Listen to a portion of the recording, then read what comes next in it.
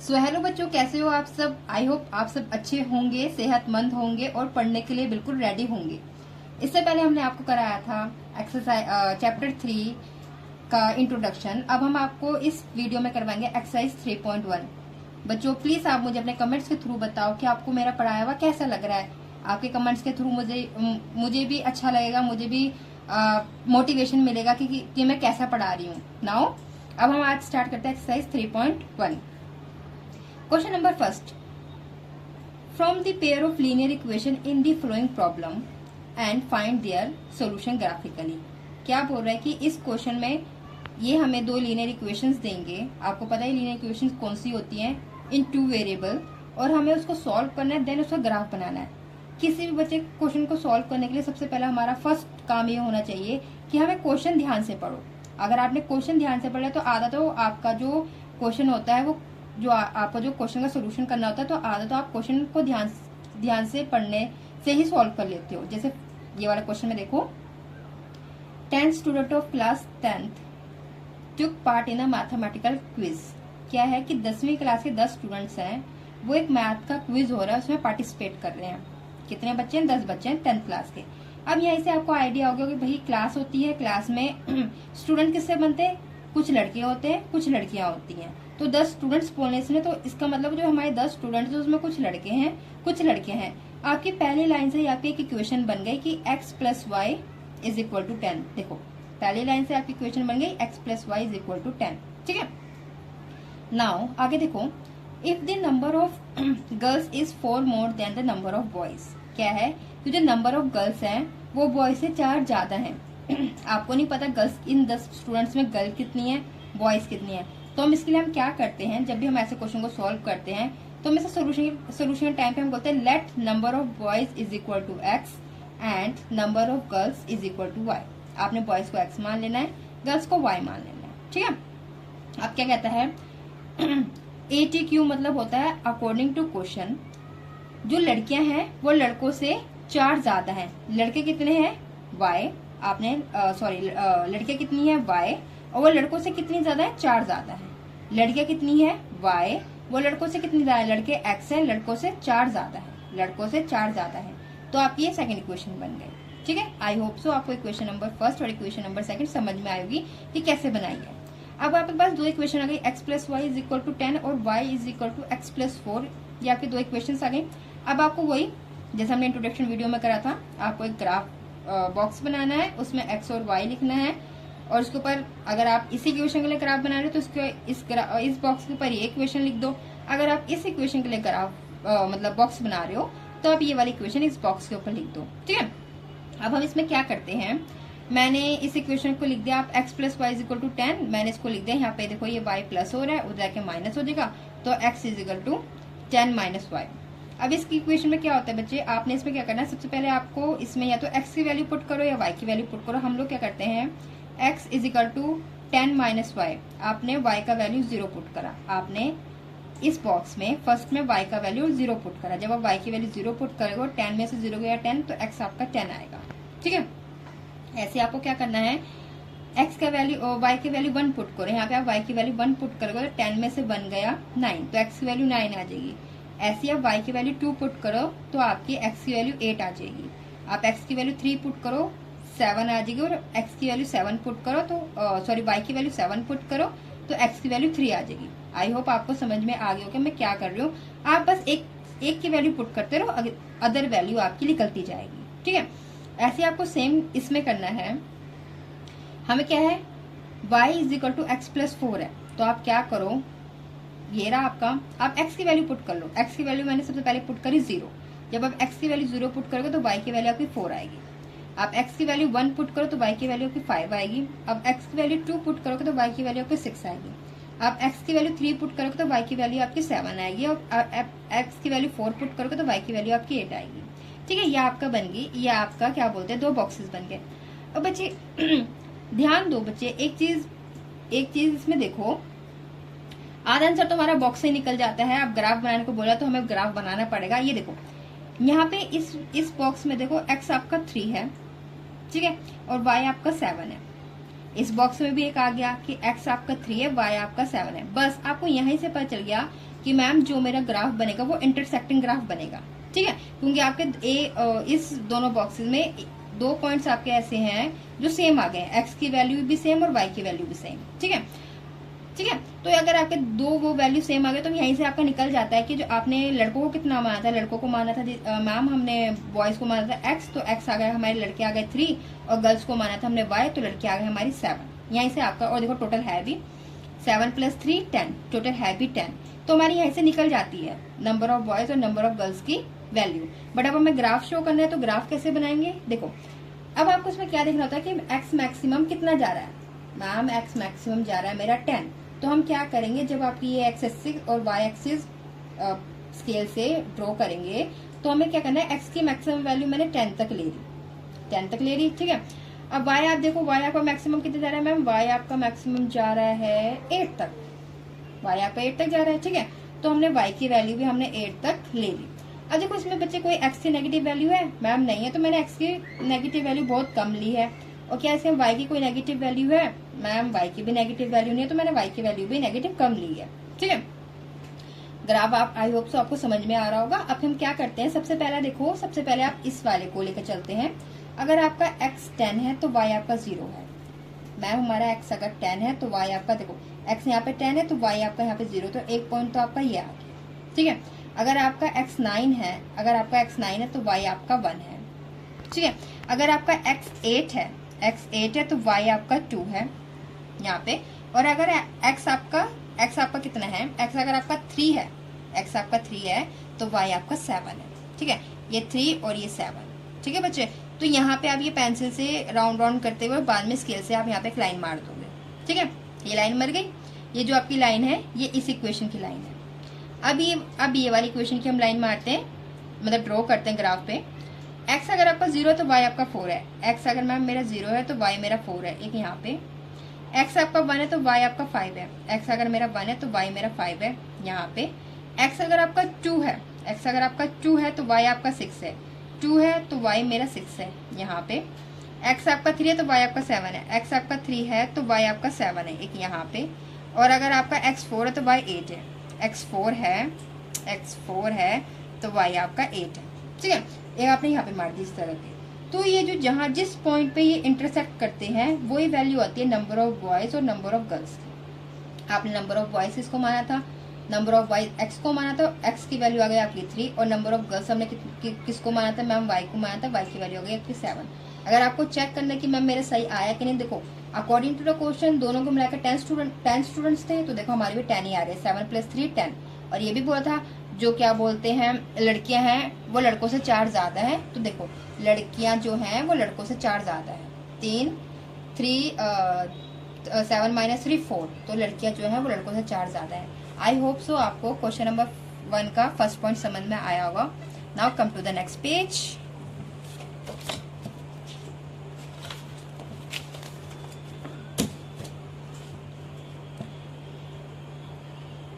Question number first का point 2 अब क्या है, अब इसमें तो आपके सिंपल ही है, देखो 5 pencil and 7 pen together cost ₹50। आपके पास 5 पेंसिल है और 7 पेन है, उन दोनों का कॉस्ट ₹50 है, ठीक है।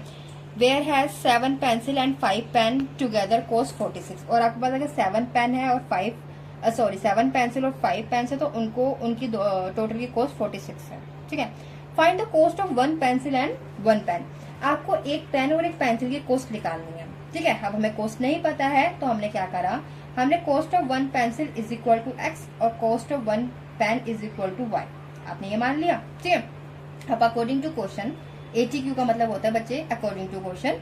अब क्या होता है कि according to question 5 pen and 5 pencil and 7 pens together cost 50। आपने पेन को क्या माना है, पेन को मैम हमने y माना है और पेंसिल को माना है x, तो आप 5x + 7y is equal to 50। First equation आ गई। सेकंड इक्वेशन क्या बोलती है, 7x + 5y is equal to 46। आपको पता चल गया होगा कि इक्वेशंस कैसे बनानी है। आपकी फर्स्ट इक्वेशन आ गई, सेकंड इक्वेशन आ गई, फिर वही सिंपल अपना काम हमें क्या करना है, एक इस इक्वेशन के लिए बॉक्स बना लो, ठीक है, फर्स्ट इक्वेशन के लिए, और सेकंड इक्वेशन के लिए बॉक्स बना लो। आपने ये रखी वैल्यू, अब आपको करना है 5x + 7y is equal to 50। आप इसमें अपनी x की वैल्यू पुट करते रहो, y की वैल्यू निकालते जाओ।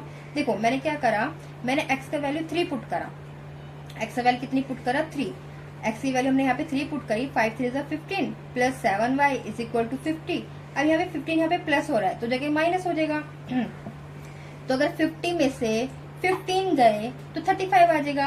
अब देखो 7y इज इक्वल टू 35 और 7 जो y है, जो 7 है वो y के साथ मल्टीप्लाई हो रहा है। जब यहाँ पे मल्टीप्लाई हो तो जगह तो डिवाइड हो जाएगा। तो आपको क्या करना है 35 को 7 से जब आप डिवाइड करोगे तो आपका 5 आ जाएगा। ठीक है, अब आपको क्या करना है, यहाँ तक आपको समझ में आया होगा।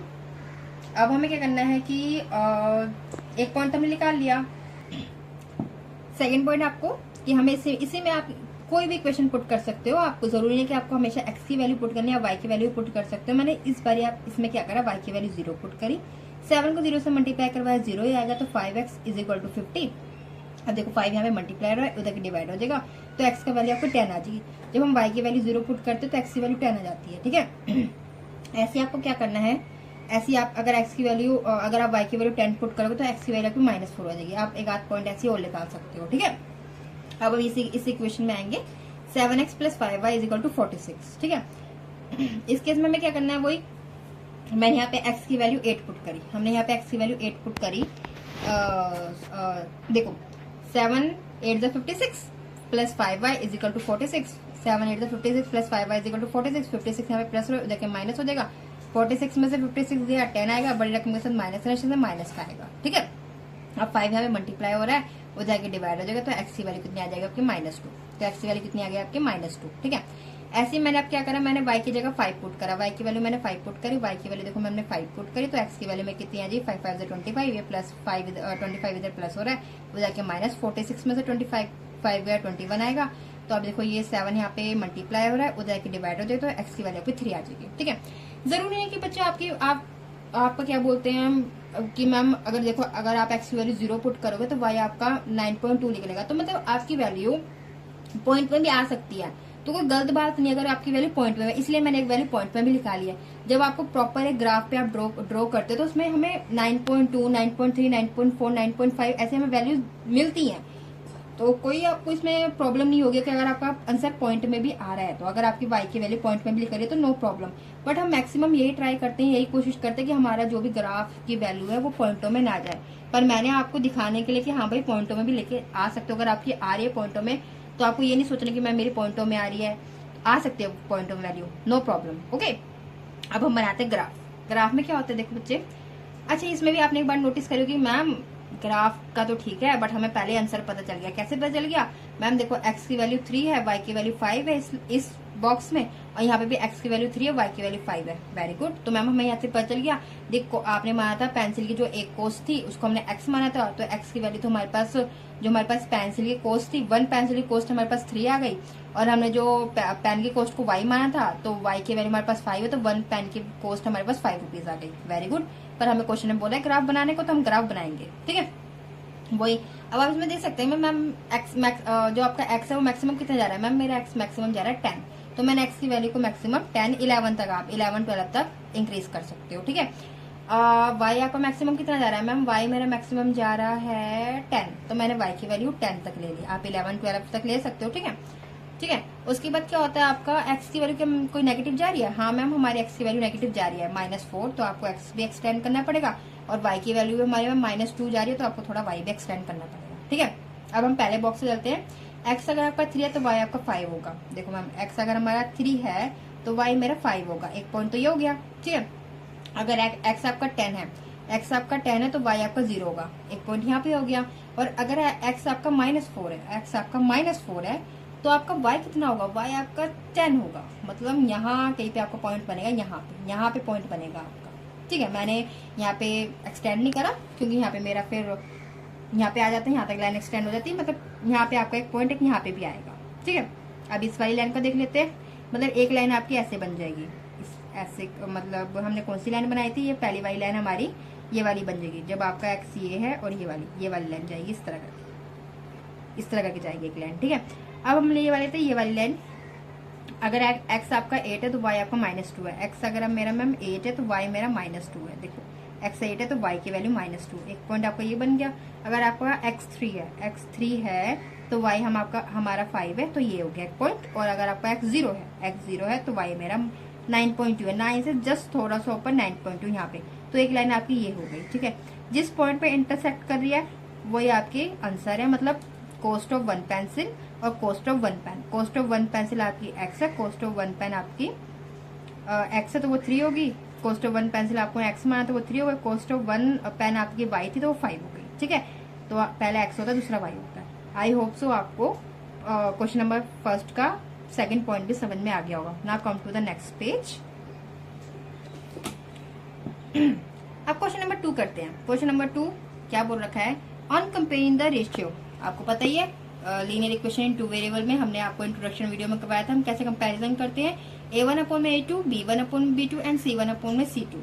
Find out whether the lines representing the following pairs of linear equation intersect at a point are parallel और अ कोइंसिडेंट। ये बता रहे कि जब आप कंपैरिजन करते हो तो आप ये बताओ कि आपके जो ये लिख लेंगी कौन कौन सी लाइन्स होंगी, इंटरसेक्टिंग होंगी, पैरेलल होंगी या कोइंसिडेंट होगी। अब आपको इंट्रोडक्शन वीडियो में पता ही होगा आपकी इंटरसेक्टिंग लाइन्स कौन सी होती है। मैम इंटरसेक्टिंग लाइन ऐसी होती है जो एक ऐसे करके कट करती है, इनको इंटरसेक्टिंग लाइन कहते हैं। पैरेलल लाइन कौन सी होती है मैम, पैरेलल लाइन ये होती है जो पैरेलल होती है पैरेलल लाइन। ठीक है, और कोइंसिडेंट लाइन होती है मैम लाइन के ऊपर लाइन, अगर लाइन के ऊपर आपकी लाइन आ रही है उसको बोलते हैं कोइंसिडेंट लाइन। ठीक है, नाउ आप फर्स्ट क्वेश्चन नंबर सेकंड के फर्स्ट पॉइंट पे आओ। 5x अपॉन में 5x minus 4y plus 8 equal to 0 और एक है 7x plus 6y minus 9 equal to 0। Comparison करते हैं, ये आपका a1 अपॉन में a2 5/7, b1 अपॉन में b2 4 माइनस का 4 अपॉन में 6। अगर माइनस जो निशान इसके आगे आपको लेना पड़ेगा, माइनस का 4 अपॉन में 6 और आपका c1 अपॉन में c2 8 अपॉन में माइनस 9। ठीक है बच्चे, अभी देखो क्या होता है, ये तो आपस में बराबर है ही नहीं, बट फिर भी अगर आप इसे कटिंग कर दो 2 के टेबल से, जो कट रहा है काट दो, 2 2 4 2 3 6, तो आपका क्या आ रहा है a1 अपॉन में a2 not equal to b1 upon में b2। देखो यहाँ पे आ रहा है हमारा 5/7 नॉट इक्वल टू माइनस 2/3। कहीं ये बराबर है नहीं है। जब ये वाला केस होता है कि a1 अपॉन में a2 not equal to b1 upon में b2, उस केस में जो हमारी लाइन्स होती है वो इंटरसेक्टिंग होती है। The lines are intersecting at a point. ठीक है, नाउ ऐसे आप सेकंड पॉइंट करो। 9x plus 3y plus 12 equal to 0, एक है आपका 18x plus 6y plus 24 equal to 0। वही कंपैरिजन a1 अपॉन में a2, b1 अपॉन में b2 एंड c1 अपॉन में c2। 9 अपॉन 18, 3 अपॉन में 6, 12 अपॉन में 24। कटिंग कर दो, 9 1 9, 9 2 18, 3 1 3, 3 2 6, 12 1 12, 12 2 24। तीनों बराबर आ गए। जब तीनों बराबर आ जाए तो हमारा कौन सा केस होता है, coincident. The lines are coincident. बच्चे ये जो इसी का जो थर्ड पार्ट है, थर्ड पॉइंट है, ये आपके लिए होमवर्क है। आप इसको सॉल्व करके मुझे कमेंट बॉक्स में इसका आंसर देना कि आपका क्या आया, इंटरसेक्टिंग आया, पैरेलल आया, कोइंसिडेंट आया। ठीक है बच्चे, इसका आप मुझे होमवर्क कमेंट बॉक्स में आंसर करना। अब क्वेश्चन नंबर 3 पे आ जाते हैं हम। इसमें वही करना है आपको, on comparing the ratio a1 upon में a2, b1 अपॉन में b2, c1 अपॉन में c2। ठीक है, क्या कह रहा है, find out whether the following pair of linear equation are consistent और इनकंसिस्टेंट। अब हमने इंट्रोडक्शन वीडियो में आपको बताया था कि कंसिस्टेंट क्या होता है, इनकंसिस्टेंट क्या होता है। तो हमें आपको क्या करना पड़ेगा, फिर मैं आपको यहाँ पे बता देती हूँ। कंसिस्टेंट क्या होता है, कंसिस्टेंट वो लाइन्स होती हैं, उन लाइनों को बोला जाता है जो इंटरसेक्टिंग हो या फिर कोइंसिडेंट लाइन हो। इंटरसेक्टिंग लाइन हो या कोइंसिडेंट लाइन को उनको कंसिस्टेंट बोला जाता है। जो पैरेलल लाइन्स होते हैं उनको इनकंसिस्टेंट बोला जाता है। ठीक है, अब हम आते हैं पहला क्वेश्चन पे। पहला क्वेश्चन क्या, 3x plus 2y is equal to 5, 2x minus 3y is equal to 7। बस हमें कंपैरिजन करना है, a1 अपॉन में a2, 3 अपॉन में 2, b1 अपॉन में b2, 2 अपॉन में माइनस 3, c1 अपॉन में c2, 5 अपॉन में 7। ठीक है, अब इसी में भी मैम यही हुआ कि हमारी ये दोनों ही हमारे बराबर नहीं आए। जब यही a1 अपॉन में a2 not equal to b1 upon में b2 होता है तो वो हमारा कौन सा केस होता है, लाइन्स आर इंटरसेक्टिंग। वो हमारा लाइन्स इंटरसेक्टिंग होती है। और मैंने अभी आपको बताया जो इंटरसेक्टिंग होती है लाइन, इनको कंसिस्टेंस बोलते हैं। इक्वेशन आर कंसिस्टेंट, वो इक्वेशन वो जो हमारी जो इक्वेशंस होती हैं उसको कंसिस्टेंस बोलते हैं। ठीक है, अब सेकंड पॉइंट पे वही 2x minus 3y is equal to 8 है, 4x minus 6y is equal to 9 है। कंपैरिजन करो, a1 अपॉन में a2, b1 अपॉन में b2, माइनस माइनस का है तो आपको लगाना पड़ेगा, c1 अपॉन में c2, 2 1 2, 2 2 4, 1 अपॉन में 2, माइनस से माइनस के आंसर 3 1 3, 3 2 6। ठीक है, और 8 अपॉन में 9। अब इस केस में क्या हुआ बच्चे, आपका a1 अपॉन में a2 equal to b1 upon में b2 तो हो गया, but not equal to c1 upon में c2। 1/2 equal to 1/2 but not equal to 8/9। ठीक है, अब ये वाला कौन सा केस होता है मैम, ये होता है हमारा पैरेलल का। पैरेलल का केस होता है ना, मैंने आपको इंट्रोडक्शन वीडियो में बताया था, जो पैरेलल होते हैं उसको बोलते हैं इनकंसिस्टेंट। तो आपकी जो इक्वेशंस हैं, जो आपकी दो इक्वेशंस है वो इनकंसिस्टेंट है। आई होप सो आपको इतना समझ में आया होगा। Now come to the next page.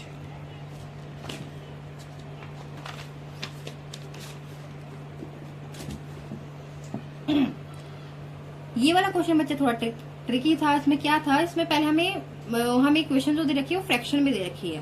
Fraction में देखे तो पहले हमें इसको बिल्कुल सिंपल इक्वेशन बनाना पड़ेगा, देन बाद में कंपैरिजन करना पड़ेगा। तो ऐसी इक्वेशन को कैसे हम सॉल्व करते हैं, इनका एलसीएम लेते हैं। एलसीएम कैसे लेना है, आपको इसको इससे मल्टीप्लाई करना है, 3 3 ज़ा 9, इसको इससे मल्टीप्लाई करना है, 5 2 ज़ा 10, और इन दोनों को आपस में 3 2 ज़ा 6। आई रिपीट, 3 3 ज़ा 9, 5 2 ज़ा 10, 3 2 ज़ा 6। ठीक है, अब देखो ये 6 यहाँ पे क्या हो रहा है आपका, 6 यहाँ पे मैम डिवाइड हो रहा है, हो जाएगा ये मल्टीप्लाई हो जाएगा। तो 6 6 के पास चला जाएगा, तो 7 6 ज़ा 42। तो आपकी इक्वेशन क्या बन गई, 9x plus 10y is equal to 42। और एक इक्वेशन आपको दे रखी है 9x minus 10y is equal to 14। ठीक है, तो आपकी equation number first, equation number second. अब ये ऐसे इक्वेशन से सिंपल इक्वेशन बन गई ना, तो हम इसका कंपैरिजन कर दो सिंपल। a1 अपॉन में a2, 9 अपॉन में 9, b1 अपॉन में b2 प्लस का 10 अपॉन में माइनस का 10, और c1 अपॉन में c2, 42 अपॉन में 14। 9 9 कैंसिल हो जाएगा, 9 को 9 से करेंगे तो 1 अपॉन 1 आ जाएगा। यहाँ पे 10 10 भी हो जाएगा, पर आएगा 1 अपॉन माइनस 1, माइनस का निशान है ना। और c1 आपका हो जाएगा 14 1 ज़ा 14, 14 3 ज़ा 42 हो जाएगा। ठीक है, अब देखो इसमें भी यही हुआ कि मैम a1 अपॉन में a2 not equal to b1 upon में b2, यही आपस में बराबर नहीं आए। जब a1 अपॉन में a2 not equal to b1 upon में b2 होता है, तो कौन सा केस होता है हमारा, इंटरसेक्टिंग। इंटरसेक्टिंग में क्या होता है, कंसिस्टेंट। ठीक है, फोर्थ क्वेश्चन देखो, फोर्थ क्वेश्चन में आपका सिंपल यही है, आपको फ्रैक्शन में दे दी, फ्रैक्शन से आपको पहले सिंपल करना पड़ेगा। सिंपल कैसे करते हैं, देखो 4/3x plus 2y is equal to 8। यहाँ पे 3 क्या हो रहा है आपका, 3 मैम यहाँ पे हमारा डिवाइड हो गया, तो 3 को इससे भी करो, तो 3 2 ज़ा 6। तो अब ये 3 पहले सिर्फ जो 3 था सिर्फ 4 के पैरों के नीचे था, अब 3 इसके नीचे भी आ गया। देखो हो गया, जब हमने इसको इससे मल्टीप्लाई करवा दिया 3 2 ज़ा 6, तो अब ये क्या हो गया, 3 इसके पैरों के नीचे भी आ गया। अब यहाँ पे 3 क्या हो रहा है, डिवाइड हो जाएगा, मल्टीप्लाई हो जाएगा, तो 8 3 ज़ा 24। अब आपकी इक्वेशन क्या है, 4x plus 6y is equal to 24, और एक आपकी 2x plus 3y is equal to 12। ठीक है, अब वही कंपैरिजन कर दो, a1 अपॉन में a2, a1 अपॉन में a2, b1 अपॉन में b2, c1 अपॉन में c2, 4/2, 6/3 और 24 अपॉन 12। 2 1 ज़ा 2, 2 2 ज़ा 4, 2 अपॉन 1 आ जाएगा, 3 1 ज़ा 3, 3 2 ज़ा 6 आ जाएगा, 12 1 ज़ा 12, 12 2 ज़ा 14 आ जाएगा। तो 2 अपॉन 1, 2 अपॉन 1, 2 अपॉन 1 आ गया। या फिर आप इसको सिंपली 2 इक्वल टू 2 बोल सकते हो। तो आपके तीनों बराबर आ गया। जब आपके तीनों बराबर आ जाते हैं तो कौन सा केस होता है हमारा मैम, वो कोइंसिडेंट केस होता है। कोइंसिडेंट, अब जो कोइंसिडेंट है तो ये इक्वेशन कौन सी है, कंसिस्टेंट है। ठीक है, लास्ट क्वेश्चन था इसका 5th पार्ट। ये आप मुझे होमवर्क में इसका कमेंट बॉक्स में इसका आंसर देना कि आपका क्या है, कि आपकी इक्वेशन कोइंसिडेंट है या सॉरी आपकी जो इक्वेशन है वो कंसिस्टेंट है या इनकंसिस्टेंट है। ठीक है, आप इसका आंसर मुझे कमेंट बॉक्स के थ्रू देना। Now come to the next page. अब क्वेश्चन नंबर 4 क्या बोल रहा है बच्चे, क्वेश्चन नंबर 4 बोल रहा है which of the following pair of linear equation are consistent inconsistent. आपको पहले ये बताया कौन सी कंसिस्टेंट है और इनकंसिस्टेंट है। If consistent obtain the solution graphically. अगर आपकी इक्वेशन कंसिस्टेंट निकलती है तो आपको वो ग्राफ शो करके दिखाना है। ठीक है, क्या दे रखे हमें, x plus y is equal to 5, एक दे रखे 2x plus 2y is equal to 10। Comparison कर दो, a1 अपॉन में a2, b1 अपॉन में b2, c1 अपॉन में c2। जिसके आगे कुछ नहीं होता बच्चे, उसके आगे 1 होता है, तो ये आ जाएगा 1 अपॉन में 2। यहाँ पे भी आ जाएगा 1 अपॉन में 2। ठीक है, और 5 1 5, 5 2 10, 1 अपॉन में 2। तो आपकी ये तीनों ही बराबर आ गए, a1 अपॉन में a2 equal to b1 upon में b2 equal to c1 upon में c2। तो ये कौन सी लाइन हो गई, जब हम तीनों आपस में बराबर आ जाते हैं बोलते हैं लाइन्स आर कंसिस्टेंट। जो कोइंसिडेंट, लाइन्स आर कोइंसिडेंट, और जो कोइंसिडेंट होते हैं उसको हम कंसिस्टेंट बोलते हैं। ठीक है, अब कंसिस्टेंट तो भाई हमें ग्राफ तो बनाना पड़ेगा इसका। तो ग्राफ बनाने के लिए हमें क्या करना पड़ेगा, पहली इक्वेशन आपकी ये रही, पहले आपकी इक्वेशन ये रही, x plus y is equal to 5। ठीक है, और दूसरी इक्वेशन आपकी ये रही। आप वही काम x की वैल्यू पुट करो, y की वैल्यू निकाल दो। अगर मैं x की वैल्यू यहाँ पे 0 पुट करूंगी तो y की वैल्यू 5 आ जाएगी, और अगर मैं यहाँ पे y की वैल्यू 0 पुट करती हूँ तो x की वैल्यू मेरी 5 आ जाएगी। ठीक है बच्चे, अब क्या होता है यहाँ से देखो, अगर आप x की वैल्यू 2 पुट करोगे तो y की वैल्यू आपकी 3 आ जाएगी, और यहाँ पे आप y की वैल्यू 1 पुट करोगे तो x की वैल्यू आपकी 4 आ जाएगी। ठीक है, अब मैंने आपको बताया लाइन्स कंसिस्टेंट होगी, मतलब क्या होगा, लाइन्स आपकी कोइंसिडेंट होगी लाइन, तो मतलब लाइन के ऊपर लाइन होगी, लाइन के ऊपर लाइन। अगर आप पहली लाइन का देखो, एक पॉइंट आपका x0, वही आपको देखना है कि मतलब मैम मेरे तो यहाँ पे नेगेटिव है नहीं, तो हमारा जो भी ग्राफ बनेगा वो पॉजिटिव साइड ही बनेगा। देखो एक्स अगर आपका 0 है तो वाई आपका 5, एक आपकी ये पॉइंट हो गया। अगर आपका वाई 0 है तो एक्स आपका 5 है, एक पॉइंट आपका ये हो गया। ठीक है, एक लाइन तो आपने ऐसे मार दी। ठीक है, अब क्या है, एक्स आपका 2 है, अगर आपका एक्स 2 है तो वाई आपका 3 है, एक यहाँ पे पॉइंट हो गया। और अगर आपका एक्स 4 है तो वाई आपका 1 है, एक हमने दोबारा लाइन यहाँ पे मारी। तो लाइन के ऊपर लाइन मारी, तो इस केस में क्या है, आपका लाइन्स आर कोइंसिडेंट। ठीक है, अब सेकंड पॉइंट देखो, x minus y is equal to 8 और 3x minus 3y is equal to 16। वही कंपैरिजन करो। कंपैरिजन कैसे करते हैं, a1 अपॉन में a2, b1 अपॉन में b2 एंड c1 अपॉन में c2। 1/3 माइनस का 1 अपॉन में माइनस का 3 c और 8 अपॉन में 16। 1 अपॉन माइनस से माइनस कैंसिल हो गया। ठीक है, और 8 1 8 8 2 16। a1 अपॉन में a2, b1 अपॉन में b2, c1 अपॉन में c2। अब क्या है कि a1 अपॉन में a2 equal to b1 upon में b2 but not equal to c1 upon में c2। ठीक है, तो इस केस में क्या है, लाइन्स आर पैरेलल। ये कंडीशन कौन सी किसकी होती है, पैरेलल की।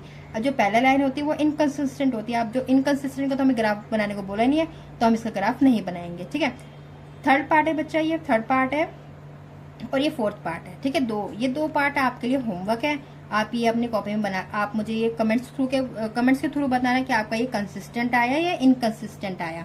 ठीक है, और अगर आपका कंसिस्टेंट आ रहा है तो आप उसका ग्राफ अपनी कॉपी में ड्रॉ करना। ओके, और इनकंसिस्टेंट आए तो मत करना। Now come to the next page.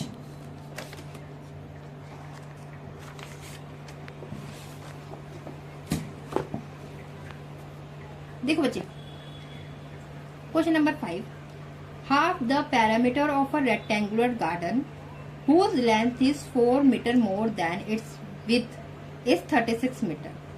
Find the dimension of the garden. क्या बोल रहा है कि half the perimeter of a rectangular garden whose length is 4 meter more than its width is 36. Half the perimeter of garden is 30. मतलब यहाँ से तो ये जो इतनी सारी लाइन है, half the perimeter of a rectangular garden is 36, ये यहाँ पे है। आपको पता होगा पैरामीटर ऑफ रेक्टेंगल का फॉर्मूला क्या होता है मैम, पैरामीटर ऑफ रेक्टेंगल का फॉर्मूला होता है 2 ब्रैकेट में l प्लस बी। हाफ बोला करने को तो आप भी हाफ कर दोगे, इसके आगे जो आपका ये है इसके आगे हाफ से आप मल्टीप्लाई कर दोगे, हाफ कर दोगे, इसका 2 से 2 कैंसिल हो जाएगा। तो इसके अकॉर्डिंग क्या है, जो आपका x प्लस वाई है, मतलब हाफ द पैरामीटर बहुत ना, हमने इसका हाफ कर दिया, जो उन्होंने बोला वो इक्वल टू 36 है। अकॉर्डिंग टू क्वेश्चन वो आपका 36 के इक्वल है। ठीक है, यहाँ तक आपको बात समझ में आई। अब वही ने बोला कि इसकी जो लेंथ है उसकी विड्थ से 4 ज्यादा है। वही जैसे हमने पहले क्वेश्चन में कहा था, क्वेश्चन नंबर फर्स्ट के फर्स्ट पॉइंट में, इसमें भी यही है। आप लेंथ ऑफ गार्डन को आप x मान लो, ब्रेथ ऑफ गार्डन को आप y मान लो। हमने वही काम करा मैम, x हमने गार्डन की जो लेंथ थी उसको x मान लिया और ब्रेथ को हमने y मान लिया। अब क्या है बच्चा, जो उसकी क्या बोलते हैं, जो उसकी लेंथ है, जो उसकी लेंथ है x, वो उसकी जो ब्रेथ है, विड है, जो उसकी विड है उससे 4 ज्यादा है, विद से 4 ज्यादा है, तो x is equal to y plus 4। समझ गए आप, यहाँ समझ में आ गया होगा कि x जो उसकी जो गार्डन की जो लेंथ है वो उसकी विड से 4 ज्यादा है, विड से 4 ज्यादा है। ठीक है, ये आपकी सेकंड इक्वेशन आ गई। फर्स्ट इक्वेशन आ गई आपके आगे x plus y is equal to 36 और सेकंड इक्वेशन आ गई x यहाँ पे ये प्लस हो रहा है, 4 उधर के minus, x minus y is equal to 4, ये आपकी सेकंड इक्वेशन। बस अब आपको ग्राफ बनाना है तो क्या करना पड़ेगा, वही हमें एक बॉक्स बना लो। बॉक्स बनाने के बाद हमें क्या करना है, x plus y is equal to 36 और एक इस इक्वेशन के लिए बॉक्स बना लो और इस बॉक्स के ऊपर वो इक्वेशन लिखो। तो क्या करा हमने, इस इक्वेशन के लिए बॉक्स बना लिया x plus y is equal to 36 और इस इक्वेशन के लिए भी आप बॉक्स बना लो x minus y is equal to 4। बच्चे इसमें वही काम करना है, मैं x की वैल्यू आप 0 पुट करो तो y की वैल्यू आपकी 36 आएगी, आप y की वैल्यू 0 पुट करो तो x की वैल्यू आपकी 36 आएगी। ठीक है, अब इस बॉक्स में देखो बच्चे, इस बॉक्स में क्या करा हमने, x की वैल्यू अगर मैं y की वैल्यू अगर मैं 0 पुट करूंगी तो x की वैल्यू मेरी 4 आएगी, और अगर मैं x की वैल्यू 12 पुट करूंगी तो y की वैल्यू मेरी 8 आएगी, जैसे हमने पीछे करके आए हैं।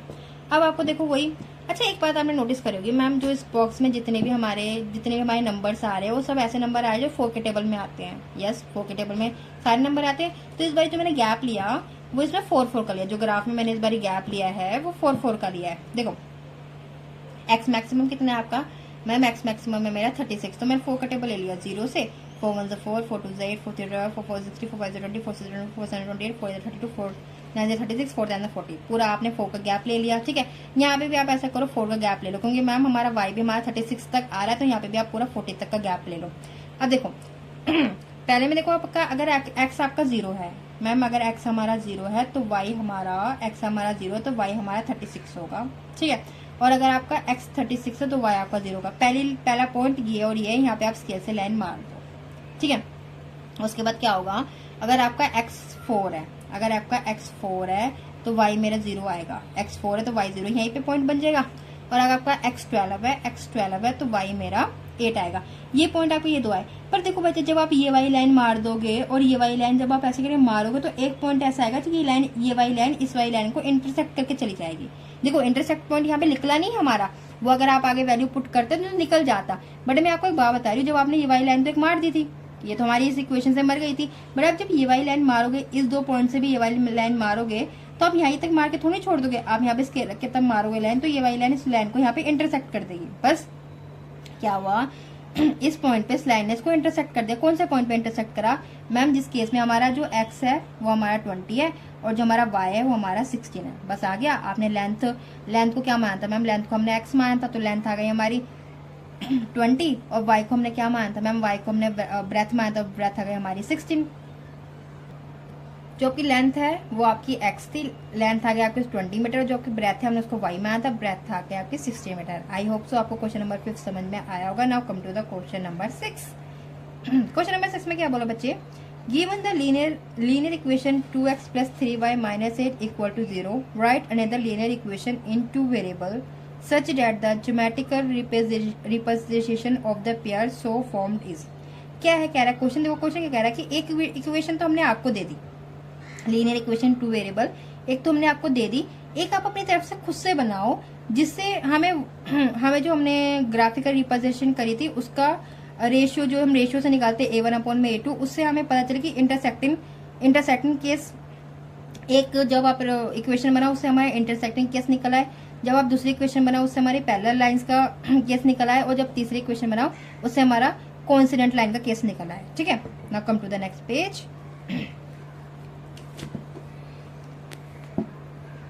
देखो बच्चे, जब आपको इंटरसेक्टिंग लाइन बनानी है तो आपको बस क्या कंडीशन क्या होती है कि A1/A2 not equal to B1/B2, ठीक है। अकॉर्डिंग टू क्वेश्चन, बुक वालों ने हमें क्वेश्चन दे रखी है कि हमें एक जो इक्वेशन दे रखी है वो है 2x plus 3y minus 8 equal to 0। आपको क्या करना है, आपको एक इक्वेशन लानी है, आपको एक अपनी तरफ से इक्वेशन बनानी है जिसमें आपका 3x plus 4y minus 5 equal to 0। तो एक जो आपको एक इक्वेशन तो हमें बुक वालों ने दे रखी है 2x plus 3y minus 1 equal to 0। एक इक्वेशन हमें खुद से लेनी है जिससे हमारा जो केस, जो हमारी लाइंस है वो इंटरसेक्टिंग है। तो इंटरसेक्टिंग लाइन के लिए तो हमारे पास सिंपल लॉजिक है कि हमारा A1/A2 not equal to B1/B2 आना चाहिए। तो हमने क्या करा, वही आपका मतलब ये जो नंबर है ना दो, आप जो A1 तो जो आपका A2 आएगा और जो आपका B2 आएगा, ये आपस में A1/A2 not equal to B1/B2 आना चाहिए। तो मैंने इसके लिए इक्वेशन ले ली 3x plus 4y minus 5 equal to 0। आप कुछ भी ले सकते हो, बस आपको इस बात का ध्यान रखना कि आपका A1/A2 not equal to B1/B2 आए। देखो मैंने करके भी दिखाया है कि A1/A2 upon B1/B2 not equal to, सही है। अब देखो सेकंड केस, मतलब सेकंड जो केस आता है वो हमारा पैरेलल्स का आता है। पैरेलल में क्या होता है, कंडीशन होता है कि A1/A2 equal to B1/B2 but not equal to C1/C2। Book वालों ने जो हमें इक्वेशन दे रखी है आपको बुक के हिसाब से 2x plus 3y minus 8 equal to 0। अब हमें क्या करना है मैम, हमें जो केस बनाना है ऐसा बनाना है कि हमारा A1/A2 इक्वल टू B1/B2 आ जाए but not equal to C1/C2।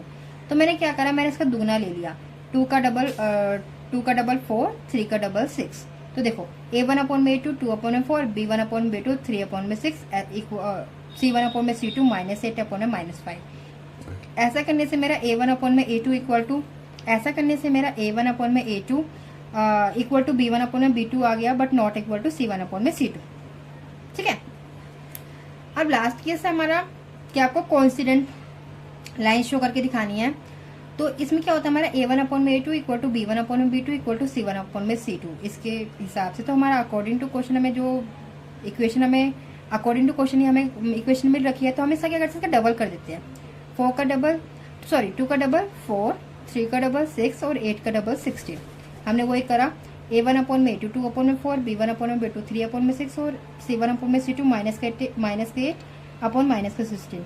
Minus से माइनस का आंसर 2 1 0 2 2 4, तो 1/2 और 1/2। तो आपका ये प्रूफ हो गया कि हमारे पास जो हमारी 3 इक्वेशन बनी, एक ये बनी आपकी इक्वेशन जो हमने अपनी तरफ से बनाई, एक ये बनाई और एक ये बनाई। इक्वेशन आप कोई भी बनाओ, पर बस वो इन कंडीशन पे फुलफिल बैठनी चाहिए कि आपकी ये कंडीशन इससे वेरीफाई हो जाए। उस इक्वेशन से आप कोई भी इक्वेशन बनाओ। मैं ये नहीं कहती आप मेरी वाली इक्वेशन बनाओ, आपका जो मन कर रहा है वो इक्वेशन बनाओ, बट आपकी जो कंडीशन होनी चाहिए ये फुलफिल बैठनी चाहिए आपकी इक्वेशन से। ठीक है। नाउ एक्सरसाइज 3.1 का लास्ट क्वेश्चन, क्वेश्चन नंबर 7 कहते हैं draw the graph of the equation x minus y plus 1 equal to 0 और 3x plus 2y minus 12 equal to 0।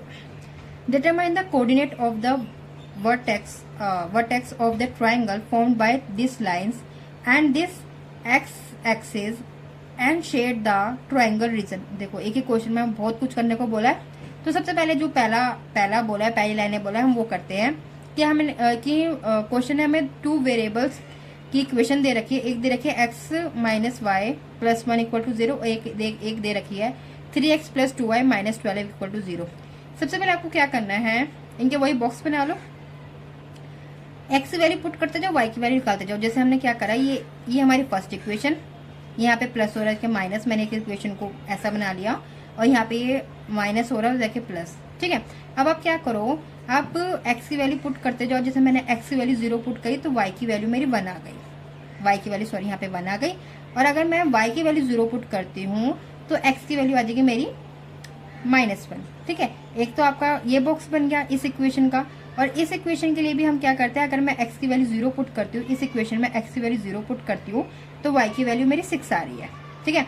और अगर मैं y की वैल्यू 0 पुट करती हूँ तो x की वैल्यू मेरी 4 आ रही है, जैसे मैंने यहाँ पे सॉल्व करके आपको दिखाया हुआ है। ठीक है। अब आपके क्या होगा, आपका बॉक्स बन गया। अब हमें क्या बनाना है, हमें इसका ग्राफ बनाना है। ग्राफ बनाने के लिए मैम वही आप ये देखो कि आपका मैक्सिमम x कितना जा रहा है, मैम मेरा मैक्सिमम x 4 जा रहा है, तो मैंने इसको 4 तक ही एक्सटेंड कर लिया। आप 5 6 तक ले लेना। और आपका y मैक्सिमम कितना जा रहा है, मेरा मैक्सिमम 6 जा रहा है, मैंने 6 तक लिया, आप 7 8 तक ले लेना। ठीक है। क्या कोई माइनस की वैल्यू पे रही है? यस मैम, माइनस का 1 आ रहा है, तो x की वैल्यू हमारी माइनस में भी जा रही है, और y का कोई हमारा माइनस का आ नहीं रहा। आप फिर भी यहाँ पे कुछ माइनस के पॉइंट लिख देना। ठीक है। सबसे पहले कि अगर आपका x 0 है तो y आपका 1 है। अगर आपका x 0 है, यहाँ पे अगर आपका x 0 है तो y आपका 1 है, एक पॉइंट आपका ये रहा। और अगर आपका क्या बोलते हैं x माइनस 1 है, x माइनस 1 है तो y आपका 0 है, y आपका 0। यहाँ से ये 2 पॉइंट थे बच्चे, सिर्फ ये 2 पॉइंट थे। हमने क्या करें, यहाँ पे लाइन खींच दिया ऐसे करके। ठीक है। आप अच्छे से स्केल से यहाँ पे लाइन खींच दोगे। उसके बाद क्या है, अगर आपका x 0 है तो y आपका 6 है, y आपका 6 है, ये पॉइंट आ गया। और अगर आपका x आपका अगर 4 है, x आपका 4 है तो y आपका 0 है, तो एक पॉइंट ही हो गया। तो आपने एक लाइन यहाँ से खींच दी। वो वाला काम जब आप यहाँ से खींचोगे, इस लाइन को स्केल से यहाँ से खींचोगे तो एक पॉइंट ऐसा आएगा बच्चे जहाँ पे ये इंटरसेक्ट करेगा। तो ये इस लाइन पे इंटरसेक्ट करा इस पॉइंट पे, तो ये पॉइंट था आपका 2,3। ठीक है बच्चे। अब क्या करा था इन्होंने, यहाँ तक हमने कर लिया। फिर ने बोला determine the coordinate of the vertex of a triangle. अब देखो बच्चे हमारा ट्राइंगल बन गया। आपको कोऑर्डिनेट पता है, कोऑर्डिनेट किसे बोलते हैं? कोऑर्डिनेट क्या होता है कि मैम, कोऑर्डिनेट वो होता है एक्स और वाई की, एक्स की वैल्यू और वाई की वैल्यू। तो एक ट्राइंगल बन गया। ठीक है। अब इसे हमने इस ट्राइंगल के जो कोऑर्डिनेट थे, एक पॉइंट पे यहाँ पे है, एक यहाँ पे है, एक यहाँ पे है। ठीक है। तो हमने इनको नाम दे दिया ABC। अब इनको कोऑर्डिनेट दिखा देते हैं। कोऑर्डिनेट जो A कोऑर्डिनेट है वो हमारा है -1,0। देखो बच्चे, जो आपका B कोऑर्डिनेट है वो आपका 2,3, और जो आपका C कोऑर्डिनेट है वो आपका है 4,0। हमने सेकंड जो क्वेश्चन हमें सेकंड कंडीशन बोल रहा था, हमने वो भी उसकी फुलफिल कर ली। ठीक है। अब क्या कह रहा है, triangle form by this lines and the x axis and shade the triangle region. अब क्या कह रहा है लास्ट में कि आपने से कोऑर्डिनेट भी कर लिया, आपने ग्राफ भी बना दिया, सब कुछ कर दिया। अब जो आपका ये ट्राइंगल आ रहा है उसको पेंसिल से शेड कर दो। तो आपको यहाँ पे क्या करना है, अपनी पेंसिल उठानी है, यहाँ पे शेडिंग कर देनी है। मतलब बिल्कुल इसको मैं तो लाइंस ड्रॉ कर दिए, आप अच्छी तरह से उसको शेड कर देना। बस यहाँ पे आके आपका क्वेश्चन खत्म हो जाता है। आई होप सो बच्चों आपको मेरे ये 7 के 7 क्वेश्चन समझ में आए होंगे। और प्लीज़ अगर आपको मेरा पढ़ाया हुआ समझ में आता है तो प्लीज़ कमेंट बॉक्स के थ्रू मुझे बताया कीजिए कि हाँ मैम, हमें आपका पढ़ाया बहुत अच्छा लगता है। आपका ऐसा बताने से मुझे मोटिवेशन मिलेगी। और अगर आपको मेरा पढ़ाया हुआ अच्छा लग रहा है, प्लीज़ मेरी वीडियो को लाइक करें, सब्सक्राइब करें और शेयर करें। Thank you so much.